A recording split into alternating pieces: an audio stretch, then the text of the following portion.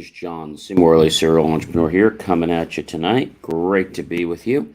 If you are new to my channel, IFYL, you'll see there's a QR code in the top right.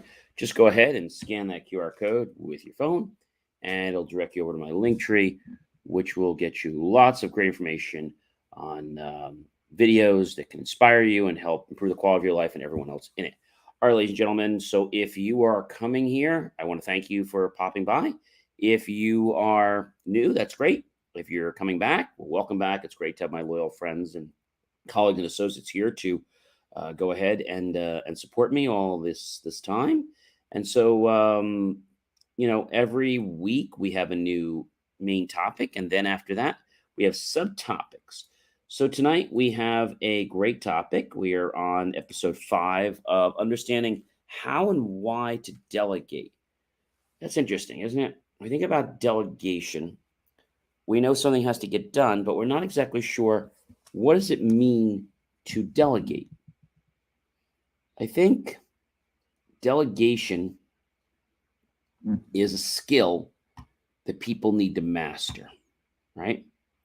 And he said to me, John, why do people need to master delegation? Why do people need to learn delegation is probably the question that you're thinking or you're asking yourself right now.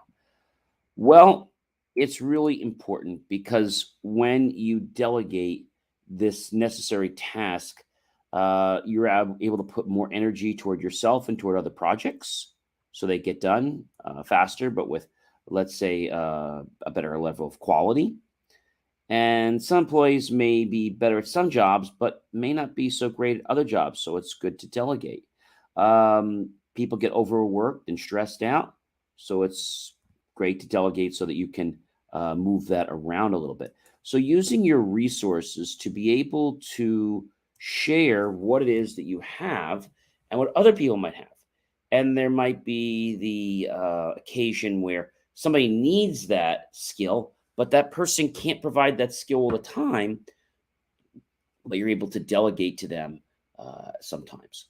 So when we think about life and we think about delegation, there's a lot that can go through your mind.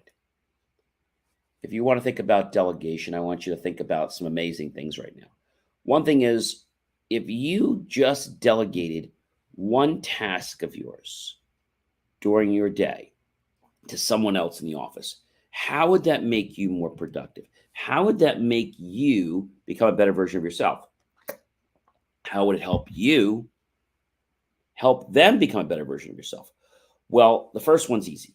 It'll help you become a better version of yourself because what it will do is it will allow you to get a breath, to be able to step back. Many of you have maybe written something before, maybe you wrote a paper or a book report. And when you write that book report the first time, it seems terrible, right? Because you have to go back, you have to review it. And if you do that, and you take time and then you come back, you know what happens? That book report changes, it morphs into something that's pretty amazing. So let's talk about where delegation is most prevalent. So we have delegation in business. We have delegation at home, right? We have delegation and volunteer. There's a lot of delegation and volunteering because sometimes, the person that's running everything needs to have different helpers. And we like to say they like to delegate. And they would say, well, gee, what can we help you with? And when this person says, gee, I'm here to help you with anything, it really makes them be able to appreciate value, okay? And so when we think about value, when we think about delegation, have you thought about what your life would be like if you could take one or two of those tasks that maybe you don't like to do, but there might be someone in your office that's a little better at doing those tasks? How would that make you feel? I'll tell you how it would make you feel. It would give you more energy. It would give you more drive, right? Because now you could focus on the things that you do best and let someone else focus on the things that they do best. Now, the other thing about delegating is that it's a good way for someone to learn whether they're good at something or not. So if you delegate something to someone and they get better and better, that's great. But if it's just delegating and it doesn't work out, well, then you can redelegate it to someone else next time, right? Or at the present time, because maybe they don't have the skills that you thought they had, right? That's pretty cool. Delegation. Let's just think about that word delegation for a moment. Where, I want to ask you, I guess this question is, where did the word delegation come from? Right? Where did that word come from? I know you're going to tell me the dictionary, but the act of delegating, okay? Um, the word delegate, okay? And we all know Merriam-Webster. We've heard of that before, right? But it comes from ambassador or a representative to a convention or a conference. We call it a delegate. So, referring back to Merriam-Webster, there was a famous Cardinal Roberto Baldino, and this was in 1627. He was a legate and official representative of the Pope. And the term eventually acquired the prefix D, away from oneself. So that's where D comes in. So delegate, meaning to take away from myself or oneself and give it to someone else, can be pretty amazing. Now, if you lived your entire week and you didn't delegate one thing, first thing I know that's going to happen is you're probably going to be a little tired. That's number one. Number two, you're going to wonder or second guess yourself because you haven't had that time or that moment to pull away. What do I mean by pull away? Well, if you keep working on writing a book or you keep working on doing something, just one task, and you do it over and over and over and over again, you know what's going to happen?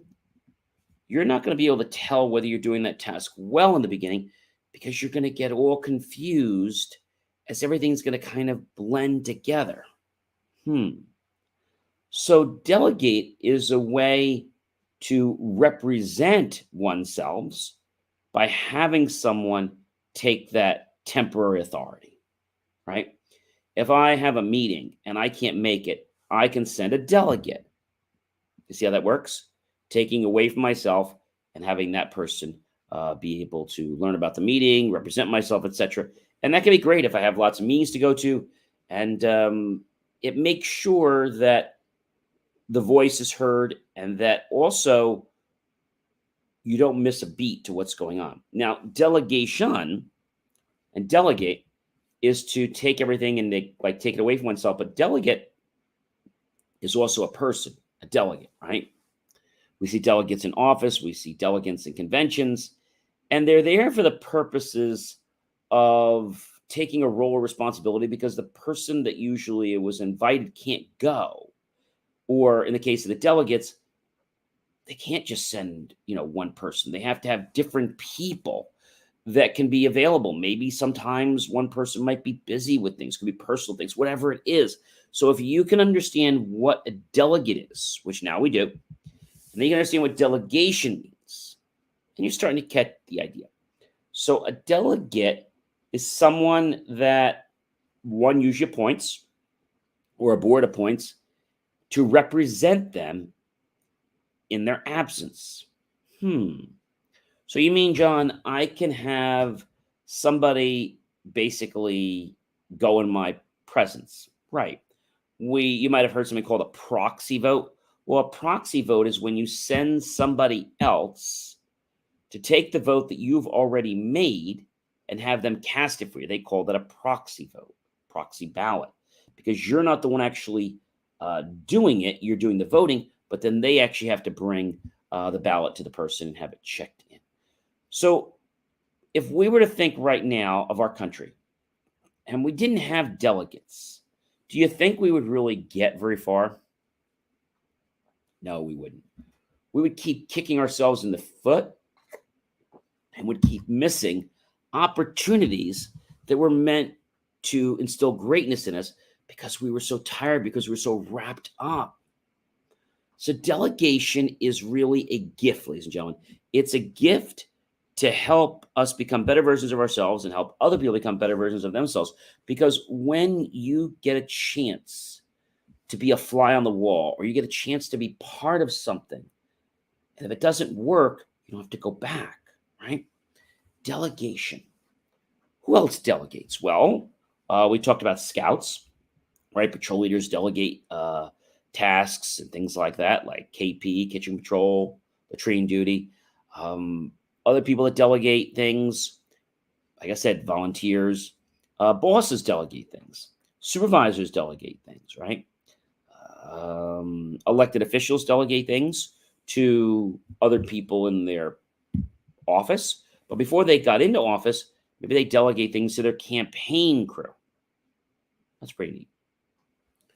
Who else delegates? Well, how about the medical profession? People that are starting out, they delegate tasks to them. One of the tasks they delegate is being the gopher. Now, they don't call it that in the medical industry. A gopher is the person that goes for this and goes for that. And their job is important. But the thing is, if they don't do it well, somebody can replace them and then take over. So the thing about a delegate is that it starts out with very low responsibility, and then it gradually increases as the person demonstrates that he or she is able to represent that person in a professional and respectable manner. Now, how about school? You can have a delegate from your homeroom. They sometimes call them class representatives. You can have a delegate from your entire class, freshman, sophomore, junior, senior, right? You can have a delegate from each student association group, right? Like could be like Newman Club. There could be fraternities, different fraternities. There could be a speech club. There could be sports club. There could be a drama club. There could be lots of different kinds of clubs. And so when you are a delegate, you're able to temporarily ascertain information or place information to the other parties because you know what the person that wanted you to go would have done. So you're going to act very similar to the way they would act on their behalf. That's pretty cool, isn't it? Well, can you believe, ladies and gentlemen, we only have 2 more days left, day 6 and day 7 on delegation. We still have a lot more to come in delegation, but delegation is not something you should take lightly because if someone is a good delegate, they are likely going to be a good leader. Delegates start out learning. Delegates become leaders. Leaders then delegate to other delegates, right? And that's how that works. Ladies and gentlemen, I'm John C. Morley, serial entrepreneur. It's been a privilege, pleasure, and honor to be with you this evening. Please be sure to, yes, like my channel, support it, give an encourage mark, curious mark, whatever you like. Comment below. What does it mean to delegate to you? And have you ever had any issues where delegation didn't work so well? We're going to talk about that a little more tomorrow. How delegation is supposed to work and what do you do when it doesn't work? Tag your friends, colleagues, and associates. Share it out with everyone you know on social media. Then go to my YouTube channel, John Space E Space MRLEY Space Serial Entrepreneur, and look for the key phrase, help keep our content free. Below that, make the choice, ladies and gentlemen, to buy my team and I a cup of coffee. We'll be so grateful for those pennies and dollars. We'll invest into new hardware, new technology, new equipment, new software, and even new facilities to give you the most jaw-dropping, out of this universe content to get you off your butt and into action. I hope you have a great rest of your night. And I hope you remember that delegation can be the key to your success. Don't let the ability of an ego prevent you from getting a team that may very well support you, uplift you, and help grow the empire and the passions that lie in your heart. Good night, everyone. I will see you tomorrow. That is Thursday. Take care.